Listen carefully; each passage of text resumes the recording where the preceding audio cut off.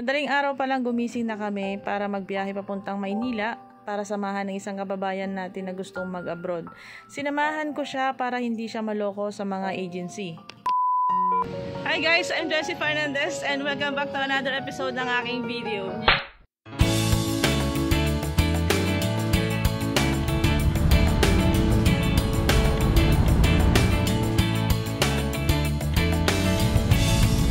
Nag-message sa akin ng isang kababayan natin na gustong mag-abroad papuntang Taiwan. Ang sabi sa akin, Ma'am Jo, pwede mo ba akong samahan sa agency na pwede akong mag-apply papuntang Taiwan kasi natatakot ako, sabi niya.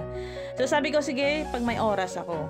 So that time, may oras ako, nag-message ako sa kanya, nagkita kami at sinamahan ko sa agency na legit ng papuntang Taiwan. So habang nandito po tayo sa Pilipinas, ini-enjoy po natin ang bakasyon kasama ang pamilya. At hindi po rin tayo titigil sa pagtulong po sa mga OFW distress sa pamamagitan po ng pag-report sa DMW at saka OWA.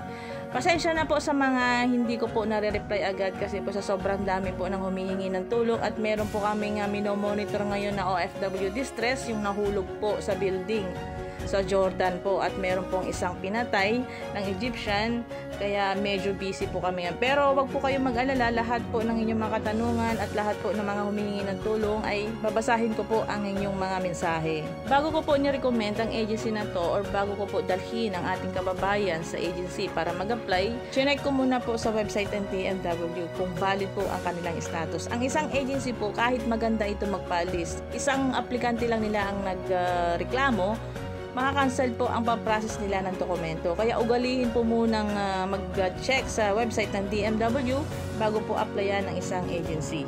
Lakad po namin mula SM Manila hanggang Intramuros po, dumaan po kami ng underpass. Yung agency po kasi ng Taiwan ay nandun po sa loob ng Intramuros. Habang nasa loob ng ating kababayan, nasa labas naman ako, hinihintay ko siya. After 30 minutes, lumabas na siya. Tinanong ko ano ang sabi ng agency. Yun nga daw, pinapilap siya ng application form. Tapos siningan siya ng mga certificate of employment.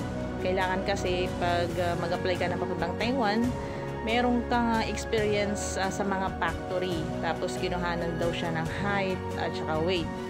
So ang sabi ng agency, tatawagan na lamang siya kung meron ng employer for interview at saka exam. So abangan po natin kung makakapasa ba si kabayan or hindi.